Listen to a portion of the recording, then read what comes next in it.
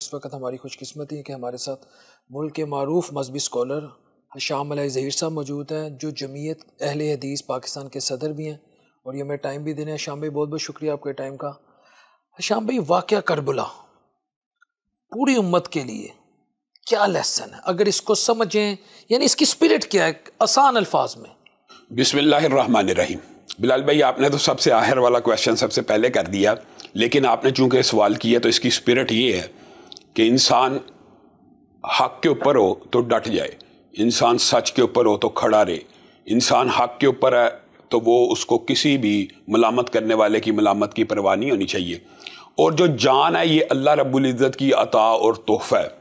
ایک بندے نے بستر کے اوپر بھی تو ماری جانا ہے، ایک بندے نے طبی موت بھی آپ کو پتہ ہے ماری جانا ہے، لیکن شہادت کا وہ رتبہ ایک ایسا رتبہ ہے کہ جو بندہ مومن ہوتا ہے یا مسلم ہوتا ہے اس کو اس کی قدر و منزلت کا اندازہ ہے کہ خون کا ایک قطرہ بھی زمین پہ نہیں گرتا، آسمان سے بشارتیں اور گناہوں کی معافی کا اعلان ہو جاتا ہے، اور اس کو بلکہ بعض روایات ایسی بھی آتی ہیں کہ جنت میں اس کا ٹھکانہ بھی دکھا دیا جاتا ہے۔ اور شہید کو اللہ رب العزت نے قرآن پاک میں 2 آیات ہیں کہ ایک تو یہ ہے نا کہ اس کو مردہ نہ کہو، اور دوسری آیت یہ ہے اس کو مردہ تصور بھی نہ کرو۔ ایک ہے کہنا نہیں ہے اور دوسرا گمان نہیں کرنا، بھی نہیں، ہاں گمان بھی نہیں کرنا، کیونکہ وہ اللہ کے ہاں رزق دیا جا رہا ہے۔ اور شہداء کا جو آپ عمومی شہداء کی بات کر رہا ہوں، ایک پھر عموم میں سے خصوص ہوتے ہیں، اور یہ تو اہل بیت کا ایک شہزادہ ہے۔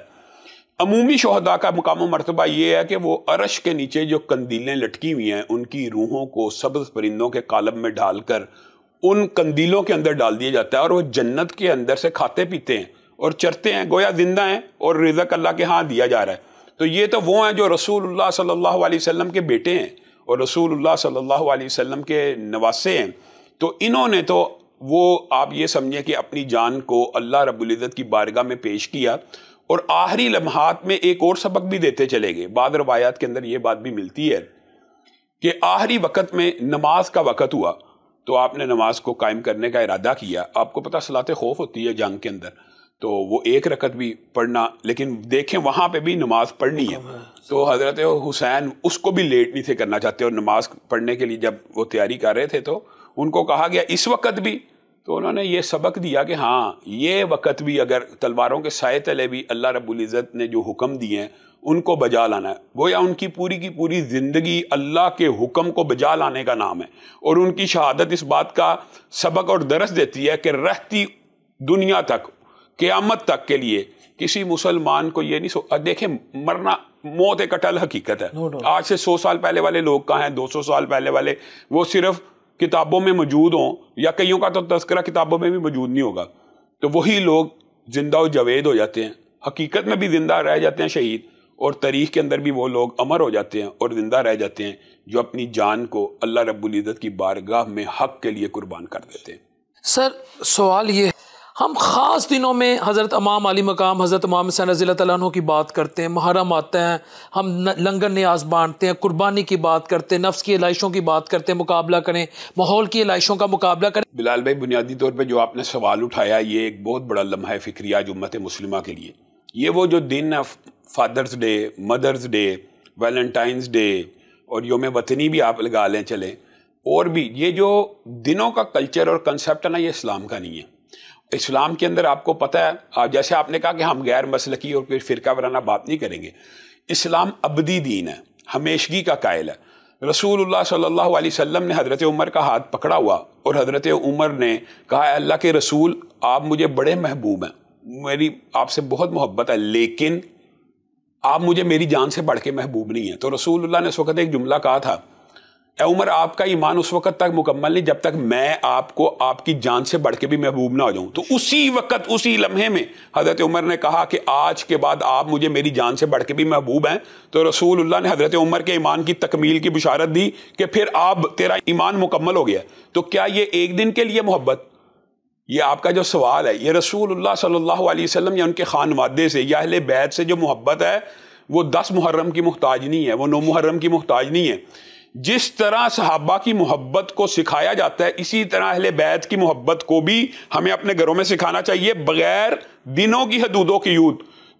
کسی دن کے وجہ سے کسی واقعے کا یاد آ جانا چلے اس میں تو ہم مارجن دیتے ہیں کہ چلو واقعہ کسی دن ہوا یاد آ گیا، لیکن کیا محبت بھی صرف اسی دن موجزن ہوتی ہے؟ تو یہ بہت بڑا مغالطہ، محبت پورا سال رہنی چاہیے۔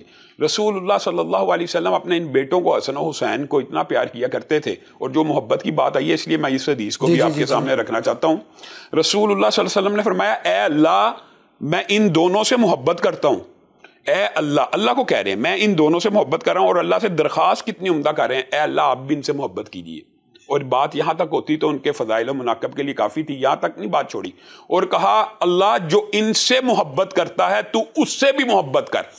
گویا یہ محبت صرف 10 محرم کو کرنی، یعنی رسول اللہ کہہ رہے ہیں جو ان میرے دونوں بیٹوں سے محبت کرتے ہیں تو اللہ تو بھی ان سے محبت کر۔ تو اللہ کن سے محبت کرے گا؟ جن کے دلوں میں پورا سال حسن و حسین کی محبت ہے، صرف چند ایام کے لیے نہیں۔ آپ کا سوال بڑا ویلڈ ہے اور جائز ہے، اور اس بات کا ابلاغ معاشرے میں میڈیا کے ذریعے ہونا چاہیے کہ صحابہ سے محبت، اہل بیت سے محبت، رسول اللہ سے محبت، یہ قرآن کے ساتھ جو محبت ہے، یہ ساری محبتیں صرف کوئی توہین قرآن کرے تو نہیں جاگنی چاہیے، یا توہین رسالت کرے تو نہیں جاگنی چاہیے، یہ پورا سال ہمارے دل کے اندر ہونی چاہیے۔ سر فکر حسین کو کیسے لازوال کیا جائے؟ میں یہ سمجھتا ہوں کہ فکر حسین کی طرف اگر آپ اس کو عام کرنا چاہتے ہیں تو ہمیں سب سے پہلے رسول اللہ صلی اللہ علیہ وسلم کا اپنے ان بیٹوں کے ساتھ جو تعلق ہے اس کو سمجھنے کی ضرورت ہے۔ رسول اللہ جیسے ان سے محبت کرتے ہیں، سب سے پہلی بات یہ ہے کہ ہمیں اس طرح محبت کرنی ہے، پھر ان کی جو فکر ہے اس کو آگے پروموٹ کرنا۔ میں آپ کے سامنے رسول اللہ صلی اللہ علیہ وسلم کی سیرت سے حضرت حسن کی یہ دیکھیں، پہلی بات تو یہ ہے خیر آپ نے جن اعلیٰ مرتبت ہستیوں کا ذکر چھیڑا ہے ان کے پورے خانوادے کی اگر ہم سیرت بیان کرنا چاہیں تو یہ پروگرام کا ٹائم تھوڑا ہے، لیکن ایک ضمنی طور پہ میں صرف اشارہ کرنا چاہتا ہوں، حضرت علی جو ان دونوں کے باپ ہیں وہ بھی رسول اللہ صلی اللہ علیہ وسلم کے بیٹوں کی طرح تھے۔ بے شک۔ اور تاریخ کے اندر اور روایات کے اندر یہ بات موجود ہے کہ حضرت علی رسول اللہ سے اتنی محبت کیا کرتے تھے کہ اس کی مثال بھی مورخین نے اور سیرت نگاروں نے عرب کے صحرائی اونٹنی سے دی کہ تاکہ لوگوں کو بات سمجھ آ جائے۔ اونٹنی کا بچہ جو ہوتا ہے جب اس کو اونٹنی سے الگ کیا جائے تو وہ تڑپتا ہے، جس انداز میں وہ تڑپتا ہے باقی کسی جانوروں کا بچہ نہیں تڑپتا۔ تو مورخین اور سیرت نگاروں نے لکھا ہے کہ اگر رسول اللہ صلی اللہ علیہ وسلم حضرت علی سے اوجھل ہو جاتے تو حضرت علی اس طرح تڑپتے جس طرح اونٹنی کا بچہ اپنی ماں کے دور ہونے پہ تڑپتا۔ حضرت علی کے ساتھ یہ محبت ہے۔ اور رسول اللہ کیسی محبت کرتے تھے کہ رسول اللہ کہہ رہے ہیں اب جو آئے گا نا اس کو جنت کی بشارت دینا۔ حضرت ابوبکر آئے جنت کی بشارت ملی، کہا اب جو آئے اس کو جنت کی بشارت دینا۔ عمر آئے جنت کی بشارت دی۔ تیسری مرتبہ رسول اللہ نے کہا اب جو آئے اس کو جنت کی بشارت دینا، اور ہاتھوں کو اٹھا لیا اور کہا اللہ اب تو علی کو بھیج کہ جنت کی بشارت علی کو مل جائے۔ اتنی محبت ہے، اور یہی وہ علی ہیں کہ جن کو جب رسول اللہ نے خانہ کعبہ کے اندر بت توڑنے کے لیے اپنے کندھوں پہ اٹھائے، یہ اعزاز بھی حضرت علی کو ملا کہ رسول اللہ کے کندھے مبارک پہ سوار ہوئے ہیں۔ یہ اعزاز آپ کے نواسوں کو بھی ملا لیکن حضرت علی کو بھی ملا۔ حضرت علی آپ کے کندھے کے اوپر جب سوار ہوئے تو رسول اللہ کھڑے ہوئے، تو رسول اللہ صلی اللہ علیہ وسلم تو کھڑے ہوئے تو حضرت علی کہتے ہیں چڑھا تو میں تھا بت توڑنے کے لیے، لیکن میں رسول اللہ کے کاندھوں پہ جب سوار ہو کے کھڑا ہوا، یعنی رسول اللہ جب کھڑے ہو گئے تو مجھے ایسے لگا کہ میں اتنا بلند ہو گیا ہوں کہ اگر آسمان سے تارا بھی توڑنا چاہوں تو توڑ کے لا سکتا ہوں۔ تو یہ حضرت علی انہی کے باپ ہیں، اور یہ حضرت علی ایک جرت مند اور جری باپ تھے۔ انا الذی سمتنی امی حیدرا، ان کا اپنا شعر ہے کہ میری ماں نے میرا نام حیدر رکھا، شیر رکھا۔ تو جب پہلا بیٹا حسن پیدا ہوا رسول اللہ گھر تشریف لے کے آئے ہیں، تو رسول اللہ صلی اللہ علیہ وسلم نے حضرت علی سے پوچھا کیا نام رکھا ہے؟ تو حضرت علی آپ کو پتا جنگجو ہیں، دلیر ہیں، شجاع، کہتے ہیں حرب، میں نے اس کا نام حرب رکھا ہے۔ حرب کا مطلب ہوتا ہے جنگ۔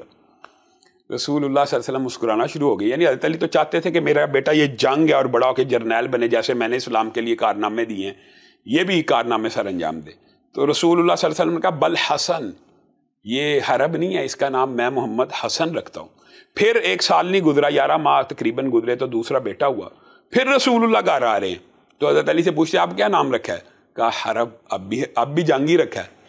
تو حضرت رسول اللہ مسکرانا شروع ہو گئے، کہا بل حسین، میں اس کا نام حسین رکھتا ہوں۔ پھر تیسرا بیٹا بھی ہوا، اس کا نام رسول اللہ نے محسن رکھا، اور یہ بھی کہہ دیا، بعض روایات کے اندر یہ بھی الفاظ ہیں کہ جس طرح موسیٰ نے ہارون کے بیٹوں کے نام شبر، شبیر اور مشبر رکھے تھے، اسی طرح میں حسن، حسین اور محسن رکھتا ہوں۔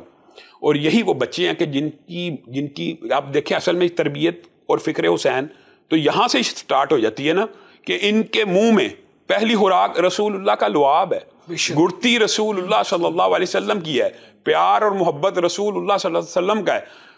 اور رسول اللہ صلی اللہ علیہ وسلم ان سے اتنی محبت کیا کرتے تھے بلال بھائی کہ آپ حیران رہ جائیں کہ ایک مرتبہ صحابہ کہتے ہیں رسول اللہ نے اتنا لمبا سجدہ کیا کہ ہمیں وہم ہونا شروع ہو گیا کہ کیا کوئی معاملہ تو نہیں ہو گیا. تو ایک صحابی نے سر اٹھا کے دیکھ ہی لیا, تو کہا میں دیکھتا ہوں کہ آپ کے نواسے آپ کے کندھوں کے اوپر چڑھے ہوئے ہیں اور رسول اللہ اس بات کو گوارا نہیں کر رہے کہ میں سر اٹھاؤں اور میرا بچہ کھیلنا بند کر دے.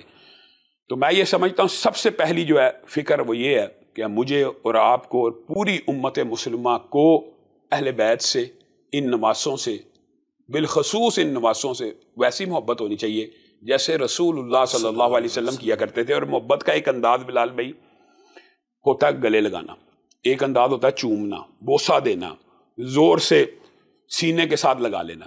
لیکن رسول اللہ صلی اللہ علیہ وسلم ان نواسوں سے ایسی محبت کیا کرتے تھے کہ صحیح حدیث کے الفاظ ہیں رسول اللہ ان کو سونگا کرتے تھے.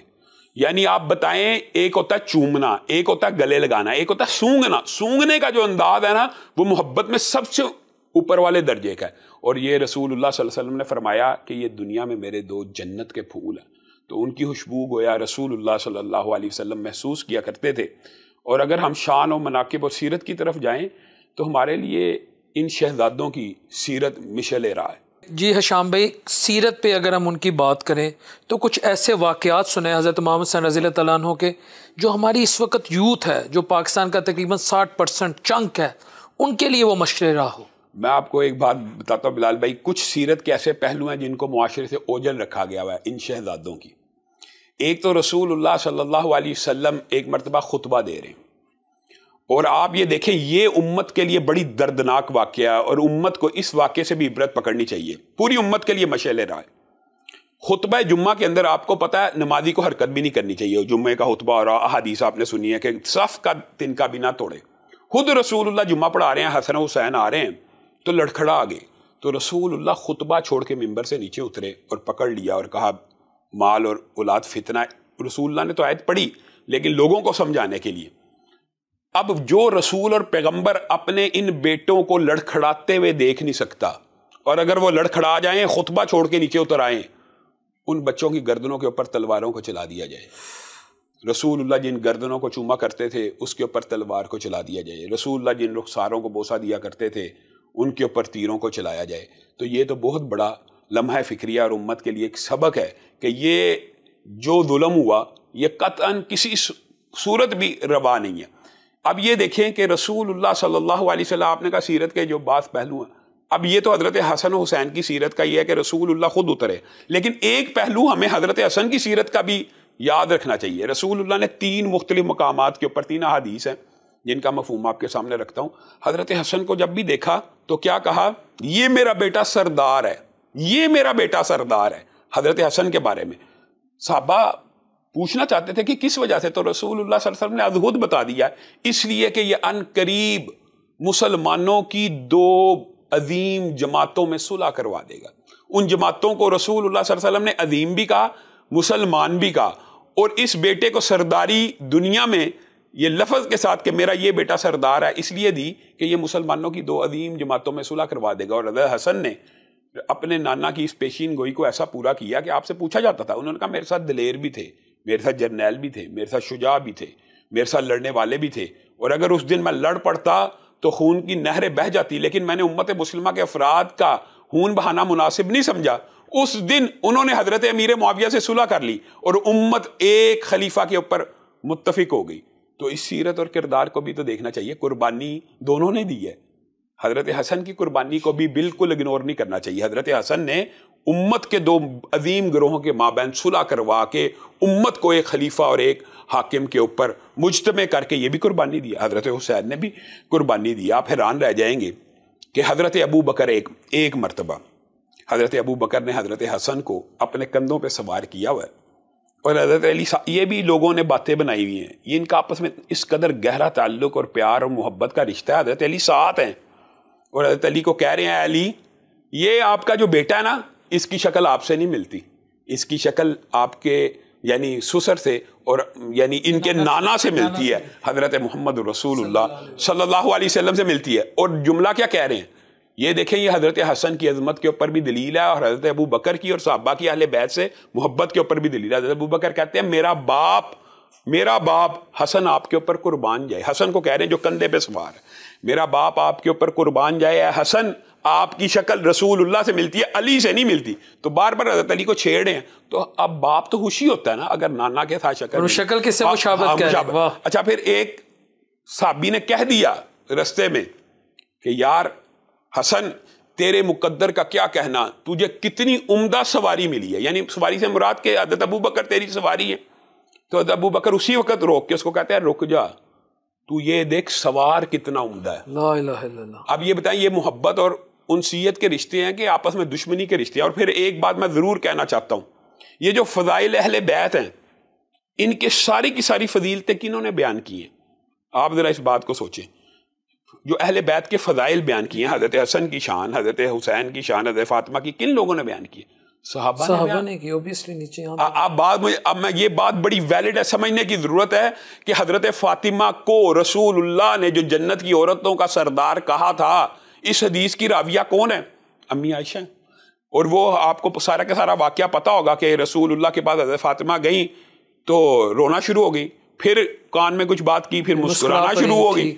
تو امی عائشہ نے کہا کہ مجھے بتاؤ کیا کہا. انہوں نے کہا میں رسول اللہ کا راز نہیں بتاؤں. جب فوت ہو گئے پھر امی عائشہ نے کہا اب تو بتا دو. تو حضرت فاطمہ نے کہا ہاں اب میں بتا دیتی ہوں. جب میں پہلی مرتبہ آپ کے پاس گئی تو آپ نے کہا تھا کہ میں دیکھتا ہوں کہ جبریل ہر سال میرے ساتھ ایک دفعہ قرآن کا دور کرتے ہیں. اس دفعہ انہوں نے 2 مرتبہ کیا تو لگتا ہے میری وفات کا وقت آ چکا ہے. تو میں رونا شروع ہو گئی.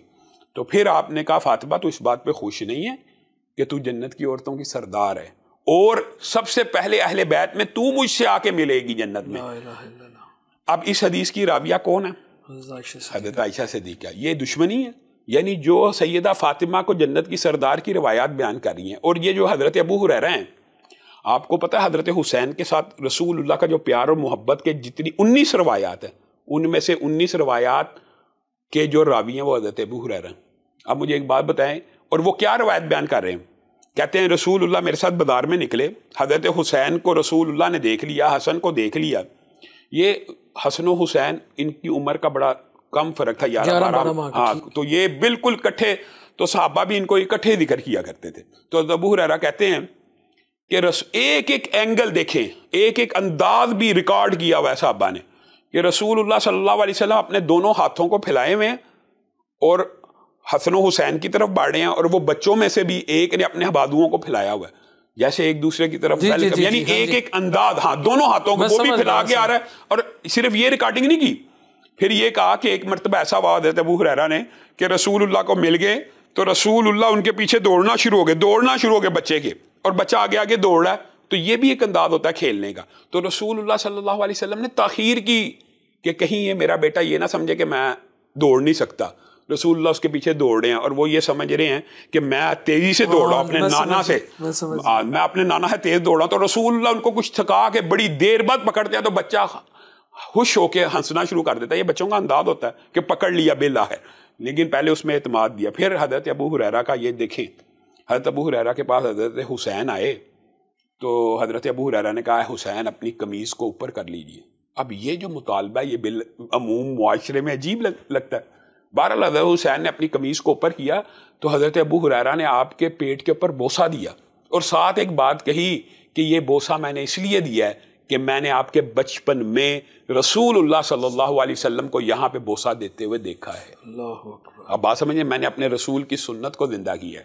یعنی رسول جن کو بوسے دے اور اسی امت کے بعد افراد کلمہ گو ان کے گردن کے اوپر تلوار کو چلا دے، تو یہ تو بہرحال ایک بہت بڑے ظلم کی بات ہے. اور یہ بات بھی میں کہنا چاہتا ہوں آپ کی وساطت سے کہ بعض لوگوں کا یہ خیال ہے کہ قاتلین حسین کے بارے میں اہل سنت کا یا اہل حدیث کا موقف جو ہے اس کے اندر کوئی نرمی پائی جاتی ہے. ہرگز نہیں. جو بھی سیدنا حسین کے قتل کے اندر ملوث ہے ہم اس کو ملعون سمجھتے ہیں. بے شک. ہاں یہ بات ہے، تب اس میں کوئی میرے خیال میں اختلافی بات نہیں ہے، لیکن جان بوجھ کے بنائی ضرور جاتی ہے. لیکن آج یہ بات بھی کلیئر ہونی چاہیے، حضرت حسین کے قتل میں جو شخص ملوث ہے اس کے اوپر اللہ کی لعنت ہے. وہ اب مجھے ایک بات بتائیں، حضرت علی کے پاس حضرت طلحہ اور زبیر کے قاتلین آئے تھے کہ نہیں؟ بالکل آئے تھے. حضرت زبیر کا قاتل حضرت زبیر کا سر لے کے حضرت علی کے پاس آ گیا تاکہ حضرت علی مجھے انعام و اکرام دیں گے، اور وہ حضرت علی کے لشکر میں تھا، تو حضرت علی نے اس کو انعام و اکرام دیا تھا. حضرت علی نے اس کو کیا کہا تھا؟ اے زبیر کے قاتل، تجھے جہنم کی بشارت ہو، تجھے جہنم کی بشارت، تجھے جہنم کی بشارت ہو. کیوں؟ کیونکہ میں نے رسول اللہ سے سنا تھا ہر نبی کا ایک حواری ہوتا ہے، اور میرا حواری زبیر ہے. اب بات سمجھ رہے ہیں؟ تو اب یہ سمجھ لینا کہ حضرت حسین کا جو قاتل ہے اس کو جہنم کی بشارت نہیں ہے، وہ لعنتی ہے، ملعون ہے، ہر قسم کا اس کے اوپر عذاب ہے، اور اہل سنت اس سے بری ہیں. ہاں یہ اختلاف ضرور موجود ہے کہ ہم یہ سمجھتے ہیں کہ اہل بیت میں سے جو افراد زندہ بچے تھے جن کو وہ قاتل کہیں گے، جن کے اوپر وہ الزام لگائیں گے، ہم ان کے الزام کو مانیں گے. باقی اگر کوئی دوسری صدی ہجری کا یا تیسری صدی ہجری کا مورخ کہے گا کہ نہیں اہل بیت نے جن کو قاتل کہا وہ نہیں تھے، دوسرے تھے، تو یہ بات اختلافی ہو سکتی ہے. لیکن جو بھی تھا، ہم تو اس لیے کہتے ہیں عموم بات کی جائے، جو بھی ان کے قتل میں ملوث تھا خدا کی لعنت اس کے اوپر خدا کی لعنت. تو تاکہ میں کہتا ہوں اختلاف ختم کرنے کے لیے یہ اختلاف ختم ہو جاتا ہے، اس بات کے اوپر اختلاف کو ختم کر دینا چاہیے. اور میں آپ سے یہ گزارش کرتا ہوں کہ آپ بھی اپنے پروگرامز کے ذریعے ایک بات کا ابلاغ ضرور کریں کہ ٹھیک ہے سیدنا حسین کی شہادت بہت بڑا سانحہ ہے، مانتے ہیں ان کے قاتلوں کے اوپر لعنت ہو، لیکن اس واقعے سے 40-50 سال پہلے جو ہستیاں دنیا سے جا چکی ہیں ان کے اوپر تان و تشنیع اس واقعے کی بنیاد پہ کیسے کی جا سکتی ہے؟ حضرت ابو بکر اس واقعے سے کتنا عرصہ پہلے دنیا سے چلے گئے، حضرت عمر چلے گئے، حضرت عائشہ، حضرت حفصہ، حضرت عثمان، یہ جو لوگ ہیں ان کے اوپر تان و تشنیع ان واقعات کی بنیاد کے اوپر تو یہ بھی کسی صورت نہیں ہونی چاہیے. جائز نہیں. ہاں یہ بات جائز ہی نہیں ہے، یہ بات جائز نہیں. صحابہ کا بھی ایک مقام و مرتبہ ہے. بالکل صحیح بات ہے. اچھا شام بھائی، آج کے دور میں اگر کوئی شخص حضرت محمد حسین رضی اللہ تعالیٰ عنہ کی سنت کو فالو کرنا چاہتا ہے، نظام کو، کوئی بھی، میں کسی ایک خاص کی بات نہیں کر رہا کہ یہ نظام، یعنی اگر وہ اس دور میں دجالی نظام کو چیلنج کرنا چاہتا ہے، میں پاکستان میں ہوں، میں دفاتر میں جاتا ہوں مجھے رشوت دینی پڑتی ہے، میں تھانے جاتا ہوں ود ڈیو اپالوجی مجھے رشوت دینی پڑتی ہے، میں کچہریوں میں جاتا ہوں، میں ماؤں بہنوں بیٹیوں کو ذلیل اور رسوا ہوتے دیکھتا ہوں، ود ڈیو اپالوجی میں معذرت چاہتا ہوں. یہ سخت الفاظ اس لیے شاید میں لوگوں کے انٹرویوز لے کے نا، میں تو سمجھتا ہوں کہ میں کس سے سپورٹ لوں یا میں کس کو کہوں کہ آؤ یار اس دجالی نظام کے خلاف آواز اٹھائیں. جب میں اپنے ارد گرد دیکھتا ہوں، جب میں سرکاری افسران کو دیکھتا ہوں، جب میں دکاندار کو دیکھتا ہوں، میں دودھ فروش کو دیکھتا ہوں، میں ہر ایک کو یزید کے لشکر میں جب میں دیکھ رہا ہوں ان کی اکثریت کو، تو امام حسین کی سنت پہ کیسے ہم عمل کر سکتے ہیں جب ادارے میرے ساتھ نہیں ہیں، جب عوام میرے ساتھ نہیں ہے؟ بلال بھائی آپ نے جو بات کی ہے نا اس کی سب سے بڑی دلیل میں دیتا ہوں. یہ ابھی حالیہ دنوں میں رضوانہ نامی ایک بچی کا واقعہ ہوا. بالکل ہوا. وہ سول جج کی اہلیہ نے اس کے اوپر تشدد کیا، ہر چیز ہوئی، یہ پورا نظام بوسیدہ ہو چکا ہے. اس عورت کی، جس بچی نے ٹی وی کے اوپر سینکڑوں لوگوں کے سامنے کہا کہ یہ مجھے چمچے مارتی تھی، زخم میں کیڑے پڑ گئے اور پھر اس نے میرا علاج نہ کروایا، رات کو کھانا نہ دیا، یہ اعلانیہ سارے پاکستانیوں نے سن لیا. اس عورت کی ضمانت لاہور ہائی کورٹ لے رہا ہے. کیوں لی؟ نظام بوسیدہ ہے نا. اس نظام کے اندر واقعی کئی دفعہ بندہ امید بھی چھوڑ بیٹھتا ہے، جیسے آپ اس ٹائم بندہ فرسٹریٹڈ ہو جاتا ہے. لیکن وہی بات ہے، پھر یہ کردار، یہ جو صحابہ اور اہل بیت کی سیرت ہے، یہ ہمارے لیے مشعل راہ ہے کہ امید نہیں چھوڑنی. رسول اللہ صلی اللہ علیہ وسلم نے فرمایا ہے کہ بہترین جہاد وہ ہے کہ آپ کلمہ حق جابر سلطان کے سامنے کہیں. یہ بہترین جہاد کی قسموں میں سے ہے. تو جابر سلطان کے سامنے کلمہ حق کہنا میری اور آپ کی ذمہ داری ہے، لائبلٹی ہے. ہم اسلحہ اٹھانے کی بات نہیں کرتے، ہم گنے اٹھانے کی بات نہیں کرتے، ہم یہ نہیں کہتے کہ پاکستانی افواج یا پولیس کے خلاف آپ اسلحہ نکال لیں، لیکن آپ آواز تو اٹھائیں.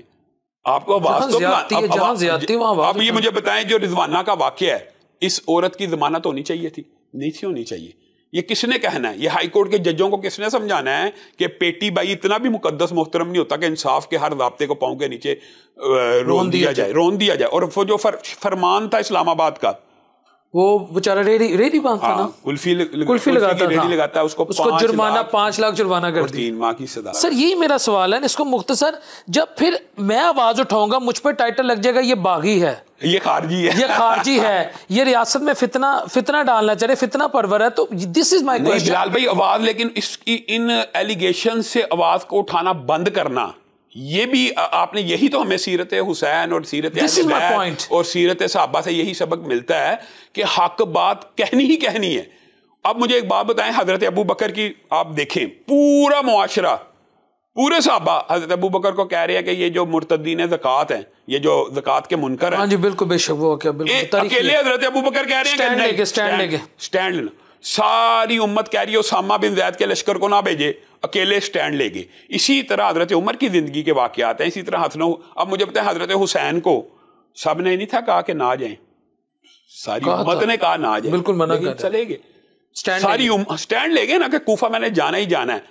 اور لاکھوں لیٹر آئے تھے اور سارے صحابہ نے مشترکہ طور پہ کہا تھا کہ نہ جائیں. تو بنیادی طور پہ اگر آج میں یہ سمجھتے ہیں کہ ہماری آواز کو خارجیت کہا جاتا ہے, ہماری آواز کو اینٹی اسٹیٹ کہا جاتا ہے, ہماری آواز کو غدار کہا جاتا ہے, تو اس کی وجہ سے ہم نے آواز اٹھانا بند نہیں کرنی. ہاں ہمیں اپنا لہجہ ٹون ڈاؤن کرنا چاہیے, ہمیں اخلاق کے دائرے میں اور تہذیب کے دائرے میں یہ بات متواتر اٹھاتے رہنا چاہیے. دیکھیں پاکستان کا آئین, پاکستان کا دستور جو ہمیں پروینس دیتا ہے, جو ہمیں اجازت دیتا ہے, ہم نے اس پیرامیٹر ہم نے وہ کام کرنا ہی کرنا ہے. ہم نے اس رضوانہ کے حق میں آواز اٹھانی ہے, ہم نے فرمان کے حق میں آواز اٹھانی ہے, کیونکہ یہ کسی ریاست کے خلاف نہیں ہے, یہ سسٹم کے خلاف ہے, یہ اس نظام کے خلاف ہے. آپ نے اسلام کے نام پہ ملک حاصل کر لیا, آپ نے رسول اللہ, اہل بیت, ان کے نام کے اوپر کلمہ طیبہ کی بنیاد کے اوپر ایک وطن حاصل کیا ہے, اور اس کے اندر اسلامی نظام کی الف با بھی نہیں ہے. تو اس بارے کے اوپر بھی ہمیں غور کرنے کی ضرورت ہے. شام بھائی, آج کی امت میں جہاد کہاں کھڑا ہے؟ بالخصوص 9/11 کے بعد جو کچھ ہوا, جس طرح جہاد کو اس کی مس انٹرپریٹیشن بھی کی گئی ہے دانستہ طور پہ, جو سو کالڈ اپنے آپ کو ماڈرن کہتے ہیں, سو کالڈ ماڈرن کی میں بات کروں, جہاد آج کی امت میں کہاں کھڑا ہے؟ ان تک جو جہاد کی ریئل اسپرٹ ہے امت کے کتنے افراد تک وہ سمجھ بھی ہے, اس کو سمجھتے ہیں؟ بلال بھائی, بنیادی طور پہ یہ جو آپ نے سوال کیا ہے, تو میں تو یہ سمجھتا ہوں کہ 9/11 کے بعد شاید ہمارا میڈیا بھی اس بات کا متحمل نہیں ہے, اور آپ نے مغرب کی طرف سے جو یہ لغار ہے 9/11 کے بعد, حتیٰ کہ آپ نے یہ بھی باتیں سنی کہ جہاد کی آیات ہی کو قرآن سے نکال دیا جائے. بالکل, لیکن میں یعنی آپ کو پتا آج کل یہ بات تو اتنی سینسٹیو ہو چکی ہے کہ جو امام اور خطیب خطبے میں یا تقریروں میں اس بارے میں بات کرتا ہے اس کو اٹھا کے لے جایا جاتا ہے. تو میں یہ سمجھتا ہوں کہ چلیں ایک ہم مارجن دیتے ہیں لوگوں کو کہ صحابہ تو وہ تھے جو سفر کرتے تھے, گھوڑے کے اوپر بیٹھنا, ٹریننگ کرنا, 3 دن کا سفر کرنا, پھر تلوار نکالنا, پھر جہاد اور قتال کرنا, یہ بہرحال ایک مشکل کام تو ہے. میں اور آپ ہم زبان بھی نہیں کھول سکتے. میں یہ سمجھتا ہوں کہ میں اور آپ آج معاشرے میں کم از کم اسلام کے دفاع کے لیے زبان تو کھول لیں. تلوار نکالنا تو بہت دور کی بات ہے, وہ تو اب جہاد آپ کہہ رہے ہیں کہاں ہے بتائیں, ہے ہی نہیں, معاشرے میں ایگزسٹ ہی نہیں کرتا. جو کرے گا اس کے اوپر پابندیاں لگ جائیں گی, جو یہ بات کرے گا. اور جہاں پہ حقیقی جہاد کی ضرورت ہے, مثلا فلسطین ہے, پوری امت کا اجماع ہے کہ وہ بیت المقدس کو آزاد کرانے کے لیے ہونا چاہیے, وہاں نہیں ہو رہا. کشمیر ہے, امت کا اجماع ہے کہ اس کو آزاد کرانے کے لیے ہونا چاہیے, وہاں صاحب کے دور میں آپ کو پتا پالیسی چینج ہو گئی, اور نے تاکہ یہاں تک کہہ دیا تھا کہ جو وہاں پہ جائے گا وہ سمجھے اینٹی ریاست کام کر رہا ہے. تو گویا جن علاقوں میں جہاد ایکچوئل ایگزسٹ کرتا تھا, امریکہ نے حملہ کیا افغانستان کے اوپر, تو افغانستان نے جو پوری بیٹل لڑی ہے دفاعی ہے نا, حملہ آور کے خلاف تو ڈیفینسو موڈ تھا, ٹھیک ہے. اب اس کو بھی دہشت گردی کہا جاتا ہے. انہوں نے اس کے بارے میں کیا کہا تھا, ہم توڑا بوڑا بنا دیں گے. بالکل بنا دیں گے. تو دفاعی جہاد بھی توڑا بوڑا کی نظر ہو گیا. اقدامی جہاد مسلمانوں نے کرنا نہیں. اقدامی جہاد کیے ہوئے آج مسلمان امت کو 200 برس ہو گیا. اقدامی کا مطلب ہوتا ہے اٹیک کرنا, اگریسو موڈ سمجھ لیں آپ, بالکل ایگزیکٹ ترجمہ آپ نے کہا. اور دفاعی جہاد ہوتا ہے ڈیفینسو. افغانستان نے تو ڈیفینس کی ہے, کشمیر میں تو ڈیفینس ہو رہا ہے, بیت المقدس میں تو ڈیفینس ہو رہا ہے, یہ نہیں کرنے دیا جا رہا. آپ بات سمجھ رہے ہیں کہ جو جہاد پوری امت کے اندر اجماع کی حیثیت رکھتا ہے کہ بیت المقدس کو آزاد کروانا چاہیے, پورے مسلمانوں کا ہے نا عقیدہ کہ حضرت عمر نے کروایا, تو ہم تو وہ نہیں کرتے. تو پھر یہی میرا سوال جو میں نے شروع میں کیا تھا, واقعہ کربلا کی تو اسپرٹ ہی یہی ہے کہ اپنے سے ظالم کو چیلنج کر دو. اصل میں آپ کو بات بتاؤں, ہم ایک ایسی قوم ہے کہ جو اپنی مرضی کی پک اینڈ چوز کرتے ہیں. سیرت میں سے بھی ہم نے وہ حصہ لینا جو ہمیں اچھا لگے. کیا رسول اللہ کی سیرت میں جہاد نہیں ہے؟ بے شک. رسول اللہ صلی اللہ علیہ وسلم 53 برس کے ہیں, اور 53 برس ادھیڑ عمری ہوتی ہے. رسول اللہ کی پوری جوانی تو تبلیغ میں گزری ہے. لیکن جس عمر میں رسول اللہ کو ریسٹ اور ابلاغ کرنا تھا وہاں پہ تلوار اٹھانے کا حکم آ گیا.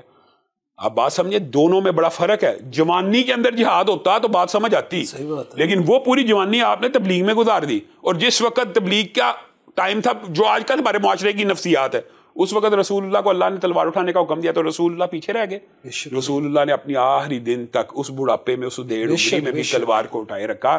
تو جہاد ہم نے سیرت سے, صحابہ کی زندگی سے, اہل بیت کی زندگی سے یہ چیپٹرز نکال دیے ہوئے ہیں. اور ہمیں یہ کہا جاتا ہے ہمارے نصاب کے اندر کہ قرآن کے اندر سے بھی ان آیات کو نکال دیا جائے. اور تمہیں کیا ہو گیا کہ اچھا مجھے ایک بات ہے, عافیہ صدیقی کا جو کیس ہے, پوری دنیا آج ہم جس خطے میں بیٹھے ہوئے ہیں, میں اور آپ, یہ پورے کا پورا خطہ کس وجہ سے آزاد ہوا تھا؟ ایک بیٹی کی پکار کے اوپر محمد بن قاسم نے یہاں پہ تو پھر اس کا مطلب ہے ہم تو خود جہاد کے فیض یافتگان میں شامل ہیں, آج بھی اس کا فیض اٹھا رہے ہیں. عافیہ صدیقی کو قید کیا ہوا ہے امریکہ نے, کیا ہماری ذمہ داری نہیں بنتی؟ چلو ہم امریکہ پہ حملہ تو نہیں کر سکتے, تو لیکن کیا زبان سے بھی نہیں بول سکتے؟ بولنا بھی چاہیے. اچھا مجھے ایک بات پتہ ہے, ریمنڈ ڈیوس کو جب آزاد کیا گیا تو کیا اس وقت حکمرانی تھے کہہ سکتے کہ اس کے بدلے میں عافیہ دے دو؟ صحیح بات ہے. یہ ایک واقعہ نہیں, متعدد ہیں. جب یہ جو انڈیا کا حملہ آور تھا ابھی نندن, اس کو جب چھوڑا گیا اس وقت وہاں جو موجود پاکستانی فوجی اور آرمی کے گرفتار شدگان لوگ موجود ہیں یا مجاہد موجود ہیں, ان کی آزادی کا مطالبہ نہیں تھا کیا جا سکتا. گویا ہم تو اپنی زبان سے بھی جہاد کو چھوڑ چکے ہیں. کیوں جہاد کی جو سب سے ہلکی قسم ہے, یا جس کو ظالم حکمران کے سامنے سب سے افضل بھی کہا گیا ہے, وہ بھی ہم نے چھوڑ دیا. کیوں چھوڑ دیا؟ یہ ہماری, میں یہ سمجھتا ہوں کہ ہے جرم ضعیفی کی سزا مرگ مفاجات.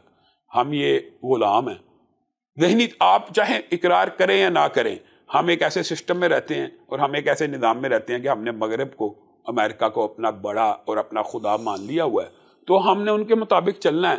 جب جہاد بھی وہی ہے جو امریکہ کہے گا.